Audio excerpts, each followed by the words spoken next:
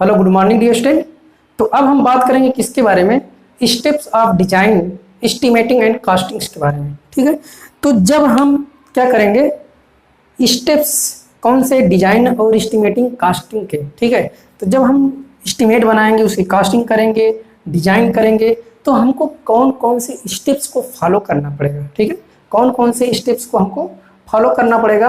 पहला स्टेप है study of building plans and electrical requirement. ठीक है, पहला पॉइंट है आपके पास study of building plans and electrical requirement. Okay, तो इसका मतलब ये है कि जब आप कहीं पे ज़मीन लेंगे, घर बनाएंगे, तो उसके लिए प्लान बनाएंगे। ठीक है, बिल्डिंग का प्लान कि आपका किचन यहाँ पे होगा, बाथरूम यहाँ पे होगा, टॉयलेट यहाँ पे होगा, बेडरूम यहाँ पर होगा, आपका बरामदा यहाँ पर होगा और पर्सनल रूम यहाँ पर होगा, स्टडी रूम ये होगा। ठीक है, ये सारी चीज़ों का आप क्या करेंगे, प्लान करेंगे। सीढ़ी यहाँ से निकलेगी, गलियारा यहाँ से निकलेगा और गाड़ी खड़ी करने का प्लेस यहाँ पर है, तो उसके लिए आप लाइटिंग का और आप लाइटिंग का, फैन का, इन सब सारी चीज़ों का अरेंजमेंट जो है वो करेंगे।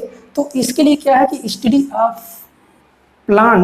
Of building plans and electrical requirement. ठीक है, आपके पास बिल्डिंग होगी, उसका प्लान बनाएंगे, ये सारी चीज़ें जो हमने आपको बताई।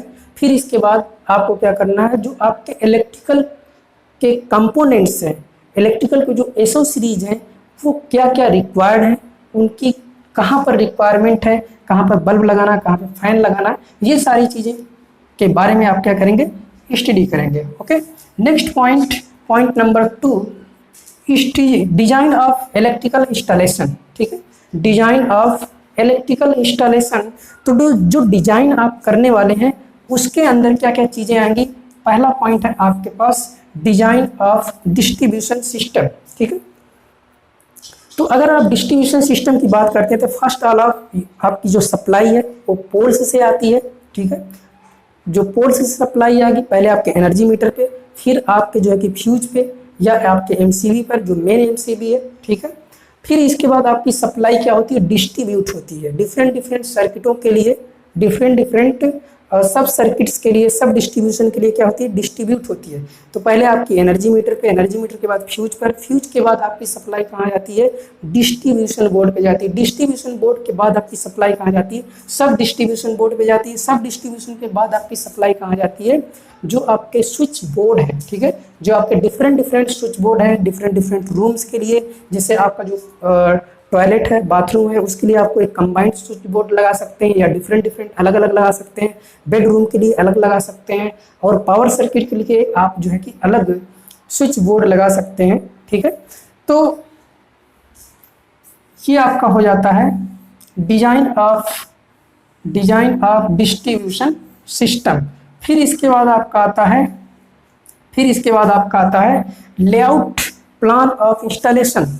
तो ये जो सारी चीज़ें आप कर रहे हैं, ठीक है, इंस्टॉल कर रहे हैं, जैसे कि आपको स्विच बोर्ड कहाँ लगाना है, ये सारी चीज़ें आपको कर लिए, तो आपका ये जो प्लान है, ठीक है, ये कैसा होना चाहिए, ये आपका जो आप ये वायरिंग करा रहे हैं ये आपकी सस्ती होनी चाहिए। ठीक है, और इसकी जो कास्ट है वो आपकी कम आनी चाहिए, और आपका फ्यूचर प्लान होना चाहिए कि जैसे अगर मान लीजिए आपके पास एक ग्राउंड फ्लोर है, एक आपने और फर्स्ट फ्लोर बनाया, फिर इसके बाद और आप ऊपर बनाना चाह रहे हैं, तो आपके लिए इजीनेस प्रोवाइड हो सके कि आप जो है कि वहाँ तक सप्लाई इजीली ले जा सकें। ठीक है, फिर इसके बाद आपके कुछ और पॉइंट्स आते हैं, जैसे इसमें है जो आप वायरिंग कर रहे हैं वो बहुत ही ईजी हो। ठीक है, जब कोई आपका किसी तरीके का फॉल्ट आए तो कोई भी उसको अंडरस्टैंड करके उस प्रॉब्लम को सॉल्व कर सके। ओके, फिर इसके बाद आपका नेक्स्ट पॉइंट आता है, जो आपकी वायरिंग हो रही है वो बिल्कुल लेटेस्ट होनी चाहिए। ठीक है, वायरिंग आपकी कैसी होनी चाहिए, लेटेस्ट होनी चाहिए। नेक्स्ट इसके बाद पॉइंट आता है आपका क्या,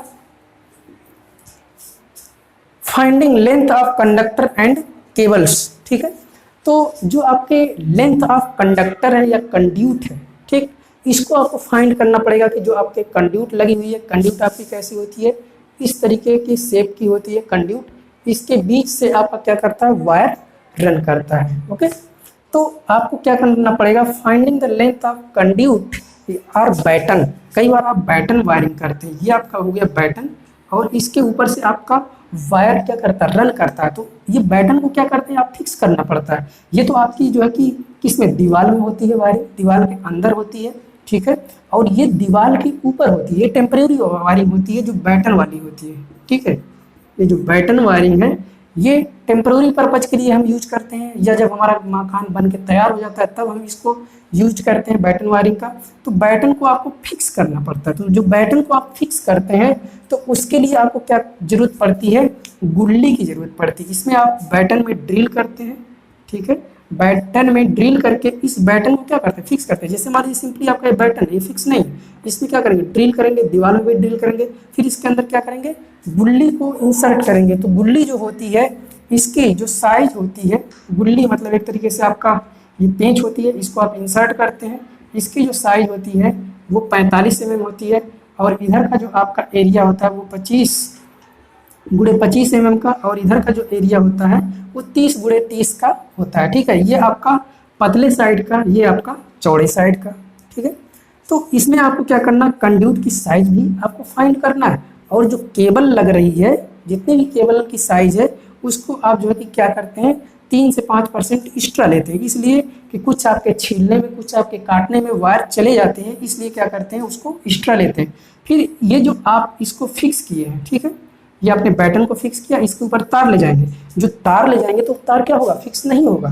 तार क्यों नहीं फिक्स होगा, क्योंकि जैसे मान लीजिए ये सिंपली आपका बैटन है, ठीक है, ये आपका बैटन है, इस पर तार ले जा रही है, फिक्स नहीं होगा। ऐसे रखेंगे तब भी ये क्या हो जाएगा, स्लाइड हो जाएगा, ठीक है। तो इसको हम क्या करते हैं, इस तरीके से फिक्स करने के लिए हम यूज करते हैं किसका, वायरिंग क्लिप का, ठीक है।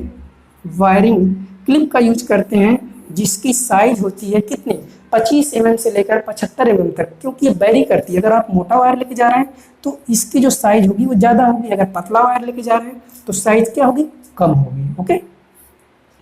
फिर नेक्स्ट पॉइंट आपका आता है साइज ऑफ स्विच बोर्ड, ठीक है। तो जो साइज ऑफ स्विच बोर्ड है ये क्या करता है, ये भी वेरी करता है। जैसे आपके पास एक ही क्या करना है, बल्ब को कंट्रोल करना है, ठीक है, एक ही बल्ब को आपको कंट्रोल करना है तो छोटा सा स्विच बोर्ड लेना पड़ेगा। अगर आप जो है कि एक बल्ब, एक फैन, एक सॉकेट को कंट्रोल कर रहे हैं तो आपको थोड़ा बड़ा बोर्ड लेना पड़ेगा, और कई बल्ब, सॉकेट, फैन को कंट्रोल कर रहे हैं तो और भी बड़ा बोर्ड लेना पड़ेगा। तो इसलिए क्या होती है, जो साइज आप क्या है, बोर्ड है, स्विच बोर्ड है, ये आपकी वेरी करती है, okay. Next point, quantity of wiring clip, ठीक है। तो वायरिंग क्लिप जो होती है, ये जो आपने यहाँ पे वायरिंग क्लिप लगाया, अगर ये एक वायरिंग क्लिप यहाँ पर है, ठीक है, दूसरी वायरिंग क्लिप यहाँ पर है, तो इनके बीच की जो दूरी है ये आपकी 10 सेंटीमीटर से लेकर 15 सेंटीमीटर तक होती है। कितनी होती है, 10 सेंटीमीटर से लेकर 15 सेंटीमीटर मैक्सिमम होती है। इससे ज़्यादा आप वायरिंग क्लिप को दूर नहीं लगा सकते, इससे दूर दूर आप वायरिंग क्लिप को नहीं यूज कर सकते हैं, ओके। तो इसमें आपका हो गया वायरिंग क्लिप, ठीक है। और स्विच बोर्ड की बात कर लें यहीं पे, ठीक है। तो जो स्विच बोर्ड होते हैं वो दो तरीके के होते हैं, एक आपका वुडन होता है, एक आपका कैसा होता है, वुडन स्विच बोर्ड होता है, और एक आपका आयरन का होता है, जो आप दीवार में देखते हैं फिक्स रहता है, ऊपर से आपका जो है कि सरमाइका के ऊपर आपका ये स्विच, जो स्विचेज हैं, सॉकेट हैं, वो क्या रहती है, प्लेस रहती है, ठीक है। तो जो वुडन टाइप का आपका स्विच बोर्ड है उसकी जो मिनिमम साइज है, ठीक है, स्विच बोर्ड की मिनिमम साइज 10 × 10 सेंटीमीटर होती है, और जो मैक्सिमम साइज है वो 45 × 60 सेंटीमीटर होती है, और जो इसकी मोटाई है, ठीक है, इसकी जो मोटाई है ये 4 सेंटीमीटर, और ये आपकी 2 सेंटीमीटर, ठीक है। ये वेरी करती है एकारे के लिए, दोहरे के लिए, ठीक है। तो ये तो हो गया आपका कौन सा बोर्ड, वुडन स्विच बोर्ड। इसके बाद आपका था आयरन स्विच बोर्ड, ठीक है। तो जो आयरन स्विच बोर्ड होते हैं वो उसकी कुछ ना कुछ क्या होगी, मोटाई होगी, ठीक है, थिकनेस होगी, और उसकी चौड़ाई होगी, उसकी लंबाई होगी। तो जो इसकी थिकनेस है वो कितनी होती है, 7.5 mm, ठीक है, 7.5 सेंटीमीटर, और 7.5 ये चौड़ाई होती है, लंबाई होती है। मतलब ये आपका कैसा होगा, ये आपका वर्गाकार होगा, ठीक है, कैसा होगा, वर्गाकार होगा, ठीक है।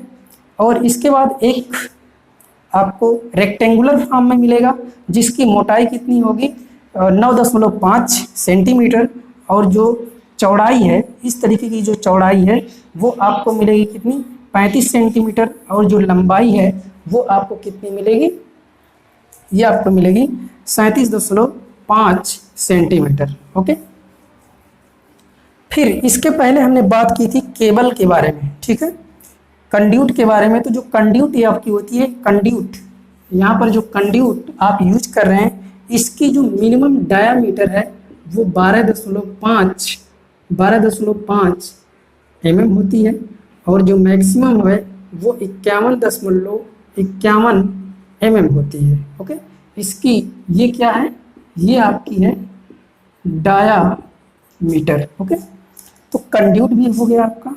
और जो कंड्यूट आती है ये दो साइज में आती है, एक तो आपको 3 मीटर की साइज में मिलेगी, ठीक है, और एक आपको 5 मीटर की साइज में मिलती है। ओके, इसके बाद है नेक्स्ट पॉइंट आपका round, number of rounds, block and ceiling रोज।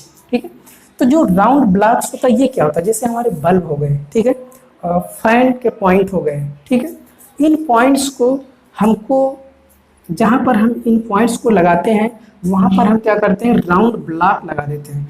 इसके ऊपर अगर आप छत में लगा रहे हैं, ठीक है, तो सीलिंग रोज जैसे हो गया, तो सीलिंग रोज को क्या करते हैं, राउंड ब्लॉक पर फिक्स करते हैं। बल्ब हो गया, बल्ब का होल्डर, उसको किस पे फिक्स करते हैं, राउंड ब्लॉक पर फिक्स करते हैं। ओके, नेक्स्ट पॉइंट आपका है होल्डर, ठीक है, नंबर ऑफ लैंप होल्डर। तो लैंप होल्डर की रिक्वायरमेंट कितनी होगी आपको, जितने आपके बल्ब होंगे, ठीक है, जितने आपके बल्ब होंगे उतने ही आपके लैंप होल्डर की रिक्वायरमेंट होगी। ओके, नेक्स्ट पॉइंट है नंबर ऑफ स्विचेज। तो स्विचेज आपकी कैसे डिसाइड होगी, जितने आपके सॉकेट्स हैं, जितने आपके फैन हैं, जितने आपके बल्ब हैं, इन सारों का जो एडिशन है वही, उसी के बेस पे आप क्या कर लेंगे, नंबर ऑफ स्विच को फाइंड कर लेंगे। ओके, इसके बाद है आपका शेड्यूल ऑफ वायरिंग मटेरियल्स। ठीक है, शेड्यूल ऑफ वायरिंग मटेरियल।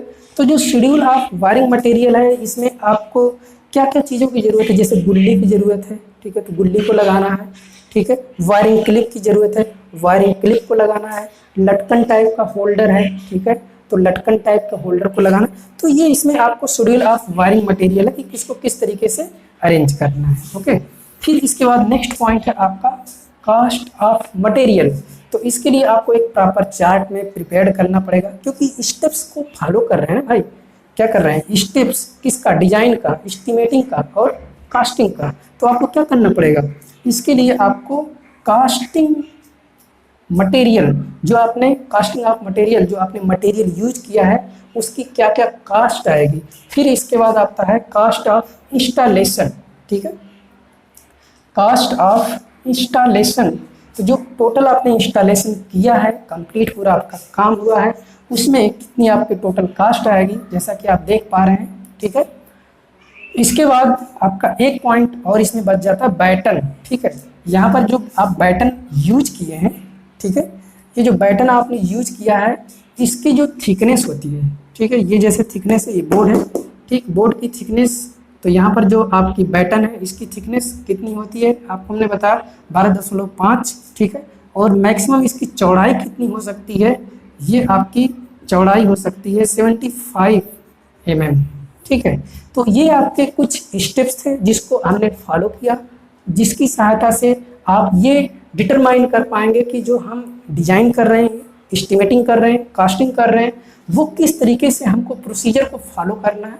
ठीक है, और इस प्रोसीजर को फॉलो करके ही आप किसी भी इंडस्ट्री का, किसी भी इंस्टीट्यूट का, किसी भी कॉलेज का, अगर आपको क्या करना, वायरिंग का एस्टिमेशन एंड कास्टिंग डिजाइन करना है, तो ये सारे स्टेप्स को आपको क्या करना पड़ेगा, फॉलो करना पड़ेगा। ठीक है, तो इस लेक्चर में बस इतना ही। So thank you dear student.